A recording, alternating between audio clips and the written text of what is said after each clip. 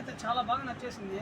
మా వీధిలో ఈ విగ్రహం పెట్టేదానికైతే చాలా పిల్లలు పెద్దల వరకు చాలా బాగా ఆనందోత్సాహంతో సంబరాలు అయితే జరుపుకుంటారు. ఇంకా 2 నెలలు ఉంది. ఈ విగ్రహం ఎంత పడుతుందో ఏమో ఒకసారి అన్నని అడుగుదాం. అన్న ఈ విగ్రహం ఎంత పడుతుందా? 15,000 తమ్ముడు. ఏదైనా మా వీధిలో పిల్లలు చాలా బాగా వినాయక చవితి వేడుకలు అయితే చేసుకోవాలనుకుంటున్నారు. మీరేమంటే ఈ విగ్రహాన్ని ఇంత ధరలు పెంచేసి మాలాంటి వాళ్ళు ఎలానా తీసుకోవాలంటే మా వీధిలో చూస్తే చందాలు ఏమంటే అతి తక్కువగా ఇస్తున్నారు. ఈ విగ్రహం మేము తీసుకోవాలంటే ఎలానా మాకు కాస్త తగ్గింపు ధర ఇచ్చి చూసుకున్నట్లా.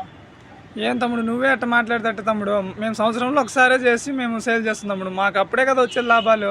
సరేనా, మేము కాదనడం లేదు. మా పిల్లలందరం కలిసి ఈ యొక్క విగ్రహాన్ని బుక్ చేసుకొని మా వీధిలో పెట్టుకొని ఎన్నో రోజుల నుంచి మేము కూడా చందాలు వేసుకొని ఎత్తి పెట్టుకుంటున్నాము. మాకు సపోర్ట్ ఇచ్చే వాళ్ళు ఎవరు లేరు. మా సొంత డబ్బులతో ఈ యొక్క విగ్రహాన్ని కొనుక్కోవాలనుకున్నాము. తగ్గింపు అయితే లేదా చెప్పన్నా? తగ్గిస్తాను, చెప్పిన రేటుకి తీసుకుని ఎందుకు 12,000కి ఇస్తాను. చూశారు కదా, ఈరోజైతే ఈ విగ్రహాన్ని అయితే 12,000కి ఇస్తారంట. దానికన్నా తగ్గింపు ఏం లేదన్న.